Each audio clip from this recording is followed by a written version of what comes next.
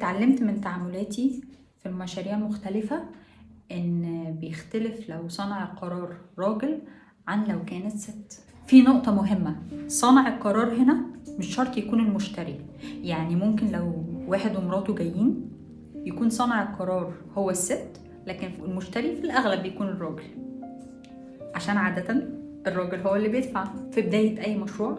لو اللي قدامي راجل بيهتم بالمثلث الذهبي: الوقت، السعر، والجودة. أما لو ست هننقي إيه المود المسيطر، وتهتم جدا إن هي تحط بصمتها على كل حاجة. لازم الموضوع يتم عن طريق اختياراتها هي ومش حد تاني. ده بيبرر ليه الراجل بيكون في نهاية المشروع ليه مجرد كرسي يحط عليه هدومه. خلي المثلث الذهبي ينفع. كل إنسان مننا ليه حواليه دايرة تخيلية، نص القطر بتاعها بيتحدد على حسب المستوى اللي بيتم السماح ان يحصل فيه اجتماعيات. عشان كده قررنا نشرح يعني ايه personal space والاربع مستويات المختلفة، علشان على مستوى البروتوكول وعلى مستوى حتى الاتيكيت نكون عارفين معلومة زي كده.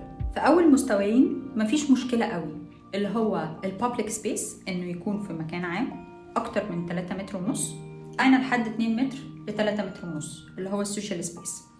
السوشيال سبيس بس في حالة الراجل والست، لو حد دخل السوشيال سبيس بتاعهم وباصص لهم هيكون عنده تأهب، اللي هو انت لازم تعرف عن نفسك، يا اما ده هيعتبر تهديد بالنسبة له سواء ست او راجل. المستوى الثالث اللي هو البيرسونال سبيس، اقل من 1.20 متر لحد نص متر، مش مسموح تماما بالنسبة لأي راجل ولا أي ست إنه يدخل فيه أي حد غريب. بالنسبة للراجل ده تهديد أو تحدي، أما بالنسبة للست ده شعور غير مريح بالمرة. المستوى الرابع بالنسبة للراجل هو أصلا مش مسموح لحد من صحابه ولا حد من أهله يقرب منه بالمسافة دي، إلا بس لو مراته أو حبيبته. أما بالنسبة للست الموضوع أهدى شوية، فمسموح للأهل والصحاب إن هم يقربوا بالشكل ده، وطبعا الزوج. ولكن لو حد قرب وغريب عنها هتعتبره متحرش. مهم لينا كلنا إن احنا نفهم المستويات المختلفة للبيرسونال سبيس بتاعنا، علشان نحترم الناس والناس تحترمنا.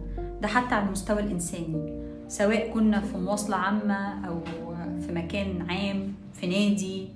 مش من الطبيعي خالص إن وأنا واقفة أو حتى لو راجل واقف وحد معدي من جنبه إن هو يخبطه في كتفه كأنه مش شايفه.